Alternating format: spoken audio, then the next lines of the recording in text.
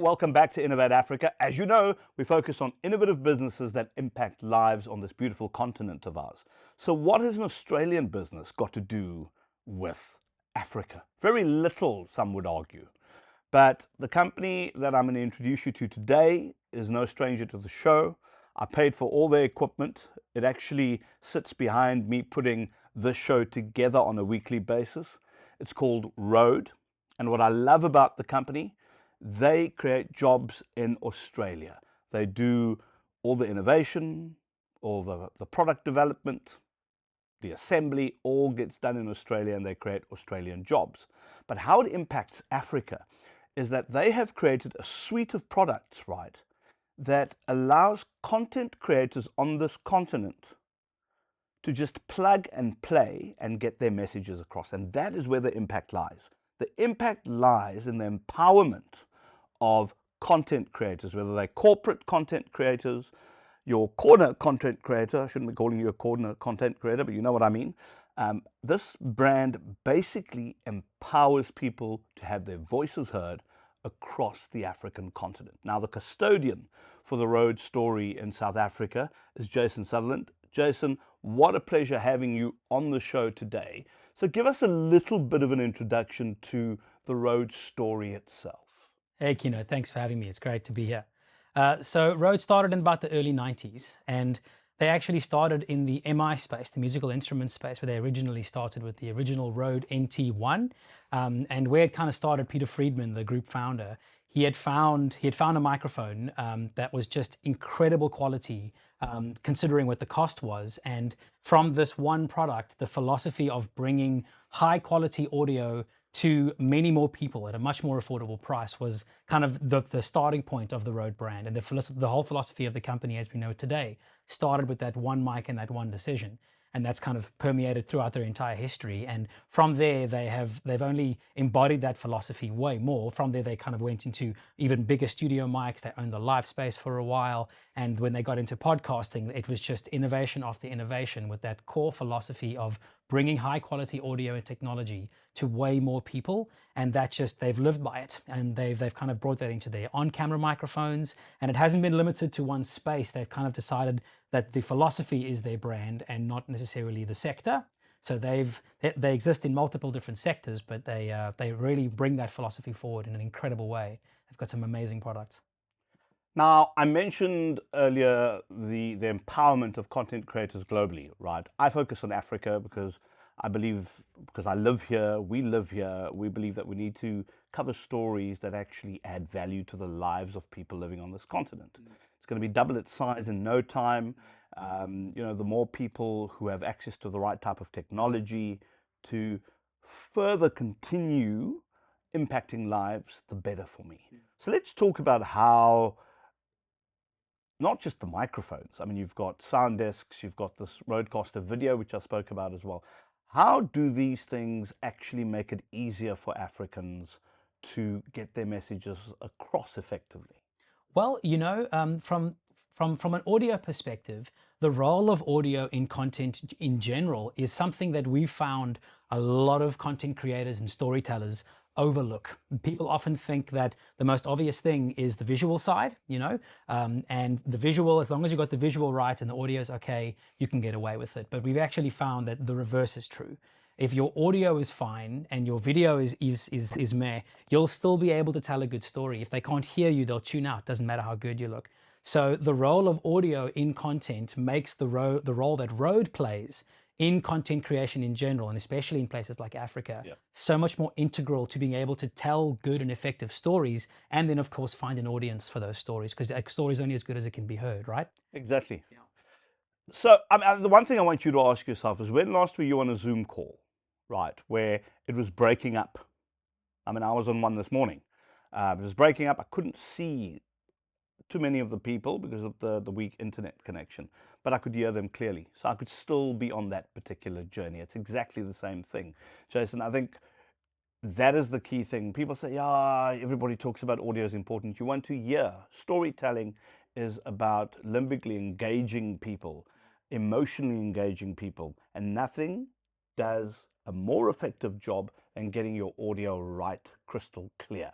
because that's our main way of communicating. 100%, 100%. And also at the same time, audio can be a bit complicated in the sense that depending on where you are recording, if you're outside in a studio or in a noisy environment, that's where thinking about audio and thinking about how to capture good audio, there's some layers in there that people often, again, your entry-level content creators and storytellers don't always take into account, you know. So for instance, if you're outside and you're outdoors, how can you monitor your audio? Can you hear your audio? So depending on where you are, you have to think about your audio and making sure that it's a priority whenever you're capturing your story and getting it out there. And then of course, over and above getting good audio, good quality audio and having a really reliable audio source, having nice body in your voice and having a nice low end when people can hear the human touch, you know, or the human voice coming through. Having that presence in your voice also creates quite a commanding story. You know, you can get a Timu mic, you know, and you'll get a Timu voice on your videos, for instance, you know. And if you get a Rode mic, you get a Rode voice, and that difference is notable in content. It really, really is noticeable. And because we're not, for me, this is not about product placement or any of that sort of stuff. I mean, you can get a Shure mic, you can get a Sennheiser, you can get whatever, you get these high-level mics, mid-level mics that really make you sound great. Yes. And you know, you basically pick your poison. My poison basically is poison that works together seamlessly, because I don't like big learning curves, for example, right? Which is why whenever I do discussions around storytelling, etc., and I talk about how important it is, I work with products that I believe in and products that I can teach young people how to use them effectively. And once they use them effectively, it's easier for them to also capture the stories, and I don't have to be there all of the time. What does story actually mean to you, though? Because we talk about story, there are lots of entrepreneurs who watch this. What does story mean to you? And when we talk about story, let's talk about it from the context of executing story within various contexts, whether they be corporate contexts or just in your community itself. Well, story, I would say story is like it's the narrative of your brand. And you can think about story about how, at least from a corporate context, as you mentioned, story could be a way for you to create the narrative you'd like about your particular brand and how the stakeholders of your business, whether it be your employees, your customers, various different stakeholders, even shareholders, the story of your brand can be the narrative of your brand, and you can actually command that narrative through good storytelling. And that has a long list of benefits. You know, if you think about how you want your customer to feel about your brand when they see your brand, that influences how they feel about interacting with your business in the first place. That also influences how your employees feel inspired. You can use story to create inspiration, not only in your customers, but in your employees and various people. And it gives you the chance to actually create the narratives as opposed to it being created for you unintentionally. You know, so capturing and taking charge of a storytelling way of approaching your marketing for your brand, or even just generally for your brand, it gives you avenues to speak to your various stakeholders at emotional levels that you really wouldn't be able to get to otherwise. You know, telling a story it's one of our most effective ways of communicating as human beings. Some of our oldest stories still are around us today. You know, the oldest stories of the human history still influence our lives today. So storytelling is, even though it seems like quite an elementary description, Yeah. it is something that you can absolutely use as a tool in telling your brand story. And in your community, think about the story of your own personal brand. You know, think about how your own community is influenced by your own brand. That's a story. A story is really, can be really quite granular in exactly how you think about it. If you just go back to when you were very young, right? Now, for some people, it might be decades ago, like me. Someone like you, maybe just about a decade ago, right? But you can remember vividly the stories that your parents used to tell you while you were growing up, whether your mom or your dad did that. But I ask you whether you can remember a PowerPoint presentation that happened last week. And what would your answer to that be? I mean, do you remember your PowerPoint presentations that you've been sitting in, spreadsheets that you have been presented? Now, don't get yourself into too much trouble here, but you probably don't remember those as vividly as you would Yeah. stories told 20 years ago. No, definitely for sure. And if you think about how a PowerPoint presentation is technically a story that you're telling, right? No matter how many spreadsheets are in it, and maybe the spreadsheet PowerPoints could learn a thing or two about storytelling in how you get spreadsheets across for sure. And the turning a PowerPoint presentation into a story is certainly a really good way for you to change the way you're communicating what you're trying to get across, And yes, you certainly remember the stories from when you were a kid, and when you were a kid, those stories were impactful and they live with you. But there's nothing getting in the way of creating just as impactful stories today to people today. It's understanding storytelling as a craft, understanding it as a tool, as a way of thinking, and building it in as part of the way you run your brand. And not only, and when I say brand could be your personal brand, your community initiatives, your business. Brand these days could be many different placeholders, of what your story is conveying. And it's an extremely powerful thing to think about. I sometimes do masterclasses on storytelling, and I teach businesses on how to do storytelling effectively and authentically. And I think authenticity is very important here. And there are a couple of companies that do a really good job of it. Southwest Airlines, despite some of the latest challenges that they've had, a company that tells stories authentically. And the way they do it is at an organizational level. So it's one thing to come up with BS baffles brains and say, hey man, this is the story we want to tell. This is what we want people to believe. But if it isn't lived, that type of story is actually, it's got a limited lifespan, because you're sharing that story, but someone will go online and say you're talking nonsense because this has not been my experience. How important is authenticity when it comes to storytelling as far as you are concerned? And how does one actually bring out authenticity in storytelling if you're a business? Well, you know what? People and viewers can see inauthentic content from a mile away, from an absolute mile away. It is, we've gone through different phases because of the technological revolution of the way advertising and content has now come about as, the foremost channel for communicating. Now, authenticity is the number one criteria for you to really have effective storytelling and effective content. People in the businesses that I've worked with and in some of the influencers that I've worked with, it is so easy to overestimate just how much you cannot fool people. Having an authentic story, I would probably say, is the number one most important thing, because people aren't fools, and sometimes you cannot force something authentic. And even if you get it right initially, like you say, lived experience might change it, and the how authentic your story is impacts the longevity of your storytelling in general, for sure. So, I mean, I'm just thinking about a little example of a video we did recently, or about a year ago. We had a new mic launch, the Rode NT1 5th Gen, and we wanted to tell a more of an African story around this product. And I could have done the normal things, and I could have sent it to a few people and taken a few photos and done some basic hype videos. But instead, I got an African choir singer in, and she did a piece where she sang one of her favorite childhood's hymns, and it was the video was just her singing. That's it, nothing more. And fade out to Rode.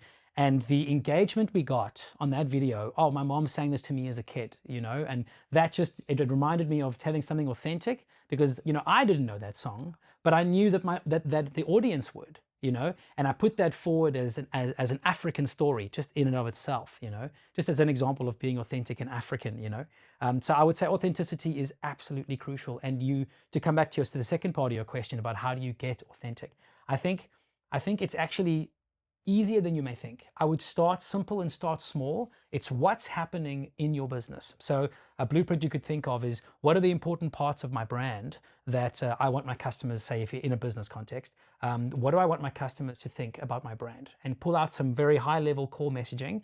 And from there you can think, what stories or what things are happening in my business that echo those same sentiments. And then from there you can think about how to capture that into content, in various different forms, you know, and that's how you can start, by kind of connecting the core of your brand, which it kind of, you want the core of your brand to live at the core of your content, because that'll equal authenticity, right? If what the business is doing and what the content is saying is what people experience, you get the authenticity. So that's a starting point. And I would start simple, start small, and keep authenticity as the number one rule. That's the most important thing, even if it's a basic story. If it's real and coming from the business, I think that's the most important thing. And it doesn't have to be 20, 50-minute long kinds of pieces of content. You know, it's amazing how even a couple of seconds of authentic content can change the impression of a business or a brand to a customer. No, I mean, it's beautiful. I actually just love the way you articulated that. And sometimes businesses don't have the right stories to tell. And the question is, you need to diagnose the business and find out what's actually happening here. I think at its core, storytelling is about why you exist as a business, whose problem you're trying to solve, and how you go about solving it. And also how you empower the people who work in your business to be able to solve those challenges for their customers. Because if you collect those stories from a customer first perspective, it just makes it more powerful. I mean, to your point on the microphone and just getting someone to sing, it emotionally engages people. If someone's in my business and they were going to miss their kid's birthday because something happened and one of my staff members took initiative to go and help him or her, and they made it to the kid's birthday party on time or the kid's graduation on time, that's a great story to tell. But you have to make sure that the business itself is able to generate those stories internally. Would you agree with that? Yes, I think so. And I think a lot of those stories definitely happen already. I think yes, you have to be able to generate them, and you can generate them authentically, absolutely. But I think, at least from a starting point, I think there's a lot more happening under the hood that just needs to get captured. I heard a rule once, and this is a shout out to Canton Parker. He's one of our influencers, and he's brilliant. And he shared this with me. Content should be one of these three things. It should be entertaining, empowering, or educational. It should be one of those three things. It can be more than one, but if it isn't any of those, it won't be interesting to anybody. And I thought that was quite an interesting rule of thumb. And even, for instance, your employee example. Now, a business owner might think, why would we want to put up a video on our social media, say, about how one of our employees got to a birthday party on time? Your framing is wrong. Your framing is wrong. We care for our employees, and we're going to, and hypothetically, the company can come and say, we saw this happen inside our business, and we loved what happened. We're going to pay for the fuel money for that person who got them there, for hypothetically, you know. You can turn that into a message. And I think it's about having a certain perspective on your business where you're looking for those stories, because I think they exist a lot more often than we think they do.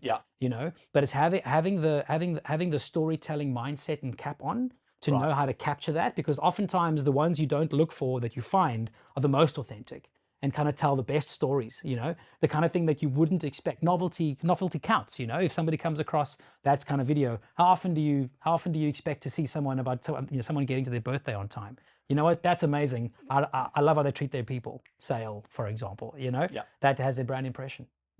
So we talk about story, you know, from a customer perspective, etc. But you also have corporates. In corporates, you've got all these CEOs and chief marketing officers, and you name it, and they have to go on radio every now and then, or on television.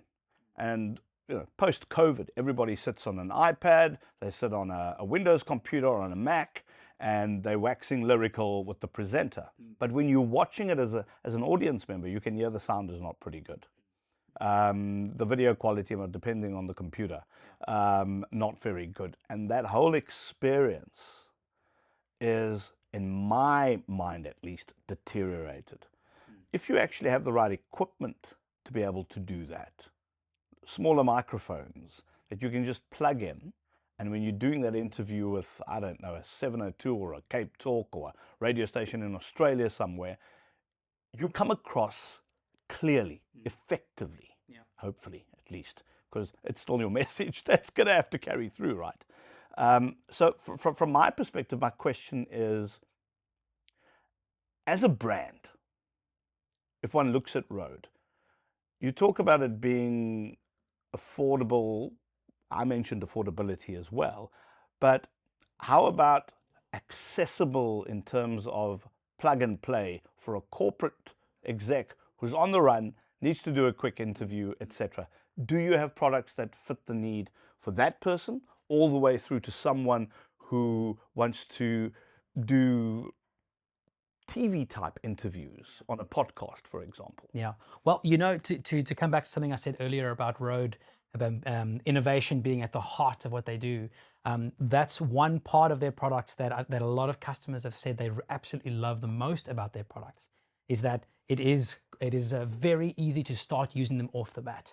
The simplicity around, you know, if you think about a content creator, even a corporate exec, for example, you know, any version of a content creator, the one thing that we found is one common trait of content creators is they have a unique skill or a skill or interest that they can share, but they have no technical experience or understanding. So being able to connect a content creator from where they are to good content, that's the kind of thing that RØDE has been aiming at solving. And their products, one key part of their products is just how plug and play they are. It's been a very important part of how their products work. I'll give you an example. The Rodecaster Pro 2 is it's a big podcasting mixer.